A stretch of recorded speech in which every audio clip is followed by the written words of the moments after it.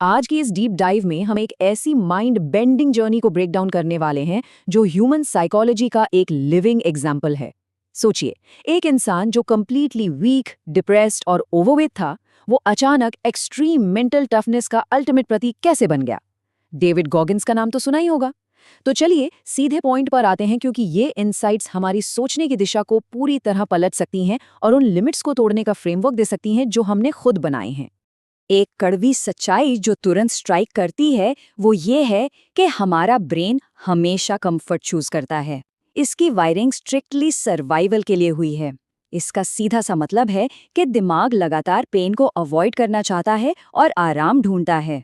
सुबह जब अलार्म बजता है तो उसे स्नूज करने का जो मन करता है ना, या किसी मुश्किल काम को कल पर डालने की आदत।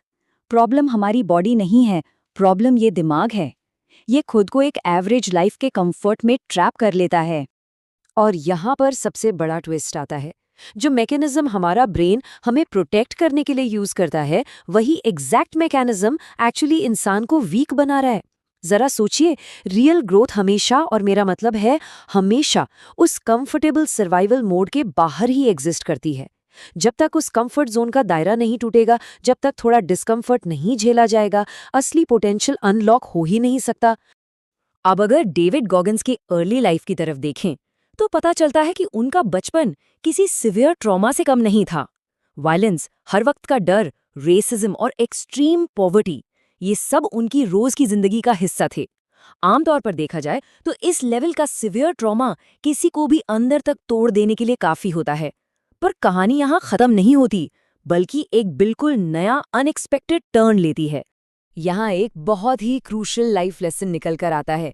देखिए, सिचुएशन चाहे बिल्कुल एक जैसी हो, लेकिन उस पेन, उस दर्द पर हमारा रिएक्शन ही ये तय करता है कि क्या कोई इंसान जिंदगी भर एक विक्टिम बनकर रहेगा या फिर उस हार्डशिप को एक हथियार बनाकर अनस्टॉपेबल बन जाएगा। गॉगिन्स ने डिसाइड किया कि वो विक्टिम तो बिल्कुल नहीं बनेंगे, और सच कहूं तो यही एक डिसीजन उनकी लाइफ का सबसे बड़ा टर्निंग पॉइंट था। पेन या तो इंसान को पूरी तरह डिस्ट्रॉय कर देता है, या फिर उसको एकदम डेंजरस और मजबूत बना देता है। तो यहां से निकल कर आता है हमारा पहला मेजर फ्रेमवर्क, द 40% रूल। ये एक ऐसा कॉन्सेप्ट है जो लिमिट्स के उस इल्यूजन को पूरी तरह तोड़ देता है। ये रूल समझना बहुत ही आसान और इक्वली शॉकिंग है। जब भी किसी को लगता है ना कि वो पूरी तरह थक चुका है, कंप्लीटली एग्जॉस्टेड है और अब एक कदम भी आगे नहीं बढ़ाया जा सकता, तब एक्चुअली ह्यूमन बॉडी ने अपनी टोटल कैपेसिटी का सिर्फ और सिर्फ 40% हिस्सा ही यूज किया होता है। बाकी बचा हुआ 60% एक अनटैप्ड पावर की तरह उस एग्जैक्ट मोमेंट में भी अंदर मौजूद होता है। इमेजिन कीजिए उस हिडन पावर को। इसका बिल्कुल सीधा सा मतलब ये निकलता है कि लिमिट हमारी फिजिकल बॉडी नहीं, बल्कि हमारा माइंड सेट करता है। जैसे जब कोई 1 घंटा पढ़कर कहता है कि बस अब दिमाग थक गया, या 10 पुशअप्स लगाने के बाद कहता है कि बॉडी ने जवाब दे दिया, तो दरअसल ब्रेन ने फिजिकल बॉडी से बहुत पहले ही हार मान ली होती है। और इस मेंटल गैप को, इस डिफरेंस को समझना ही एक सक्सेसफुल माइंडसेट और एक एवरेज माइंडसेट को जमीन आसमान जितना अलग करता है। चलिए अब बढ़ते हैं दूसरे इंपॉर्टेंट फ्रेमवर्क की तरफ। इसको कहते हैं द अकाउंटेबिलिटी मिरर, जहां अपने खुद के अनकंफर्टेबल सच का सामना करना पड़ता है। इस कॉन्सेप्ट को प्रैक्टिकली यूज करने का मतलब है लिटरली एक शीशे के सामने खड़े होना और अपनी सारी वीकनेसेस, सारे हार्श ट्रूथ्स को नोट डाउन करना। क्या लेजीनेस हावी है, क्या फिटनेस खराब है, या फिर हर चीज के लिए एक्सक्यूजेस बनाने की आदत पड़ गई है। आजकल सच कोई सुनना या मानना ही नहीं चाहता। सबको सिर्फ और सिर्फ फील गुड मोटिवेशन चाहिए। लेकिन सच्चाई तो ये है कि जब तक इन ब्रूटल, कड़वे ट्रूथ्स को ओपनली और ऑनेस्टली एक्सेप्ट नहीं किया जाएगा, तब तक लाइफ में कोई भी जेन्युइन चेंज लाना लिटरली इम्पॉसिबल है, क्योंकि शीशा कभी झूठ नहीं बोलता। ये चीज सबकॉन्शियस प्रोग्रामिंग को इतने ब्रिलियंट तरीके से समझाती है। हमारा दिमाग आखिरकार वही सच मानने लगता है जो वो बार बार सुनता है। अगर लगातार खुद के बारे में नेगेटिव वर्ड्स बोले या सुने जाएं, तो दिमाग उस नेगेटिव पैटर्न में लॉक होकर एक लूजर माइंडसेट बना लेता है।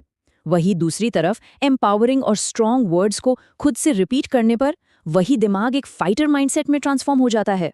हम रोजमर्रा की लाइफ में जो वर्ड्स यूज करते हैं, वो सिर्फ आवाज नहीं है, वो धीरे धीरे एक परमानेंट आइडेंटिटी बन जाते हैं। एब्सोल्युटली क्रूशियल पॉइंट है ये।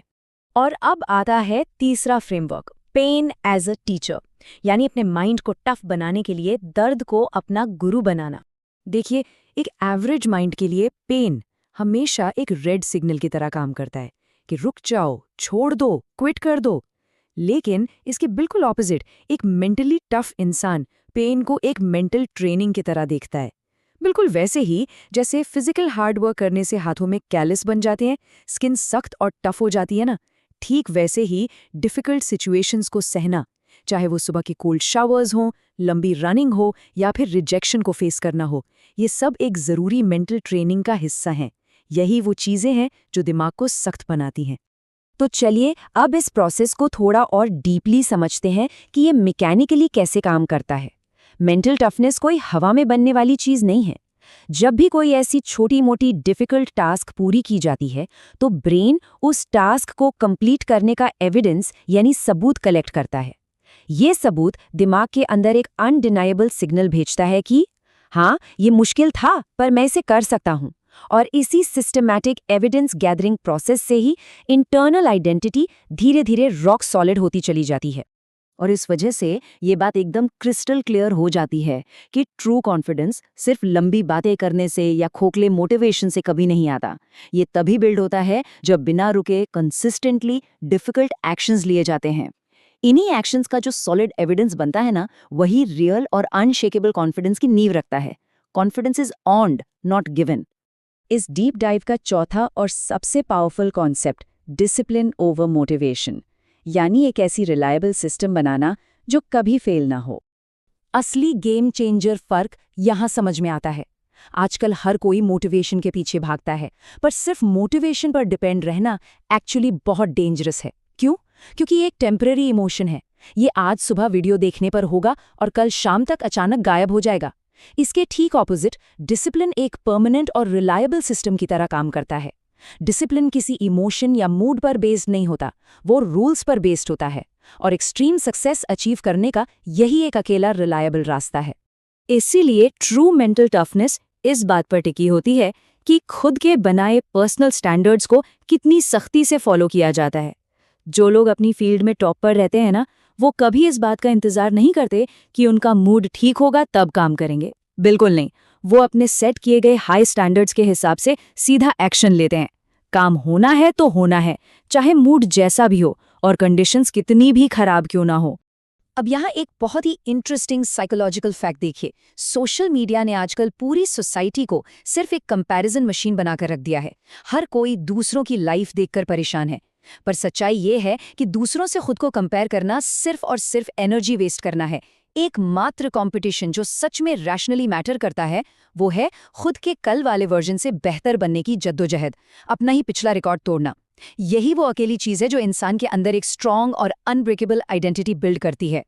और आजकल कंफर्ट की जो नई एडिक्शंस लग चुकी हैं, जैसे घंटों तक बिना सोचे फोन स्क्रॉल करना, छोटे छोटे डोपामिन हिट्स के पीछे भागना और हर चीज में इंस्टेंट प्लेजर ढूंढना, ये सब मिलकर एक ऐसी जनरेशन क्रिएट कर रहे हैं जिसे डिस्ट्रैक्ट करना बहुत आसान है। ये क्लियरली प्रूव करता है कि लाइफ को जितना इजी और आरामदायक बनाया जाएगा, आखिरकार वो सिर्फ और सिर्फ एक वीक माइंड और वीक फोकस ही पैदा करेगी। तो फिर सवाल उठता है कि इस वीक माइंड के जाल से बाहर आने का तरीका क्या है? सॉल्यूशन एक्चुअली बिल्कुल क्लियर और सिंपल है। एक डिफिकल्ट लाइफ ही एक पावरफुल माइंड बनाती है। इंटेंशनली एक मुश्किल रास्ता चुनना, जानबूझकर अपने कंफर्ट जोन से बाहर जाना, यही अपने अंदर चल रही उस साइकोलॉजिकल बैटल को जीतने का सबसे अल्टीमेट तरीका है। यही वो अकेला प्रोसेस है जहां माइंड एक गुलाम या स्लेव होने की बजाय एक बहुत ही पावरफुल वेपन में ट्रांसफॉर्म हो जाता है। और इस पूरे एनालिसिस के एंड में एक बहुत ही प्रोवोकिंग, बहुत ही पावरफुल सवाल सामने आता है। सोचिएगा जरूर, क्या रोजमर्रा की जिंदगी के फैसले उन टेम्परेरी आने जाने वाले मूड्स के आधार पर लिए जा रहे हैं, या फिर उन अनब्रेकेबल पर्सनल स्टैंडर्ड से जिन्हें कड़ी मेहनत और डिसिप्लिन से सेट किया गया है? ये एक ऐसा क्वेश्चन है जो हमेशा खुद से पूछते रहना चाहिए, क्योंकि इसका जवाब ही आगे की पूरी जर्नी डिसाइड करेगा। आज के इस डीप डाइव में बस इतना ही। उम्मीद है इससे काफी कुछ नया पर्सपेक्टिव मिला होगा।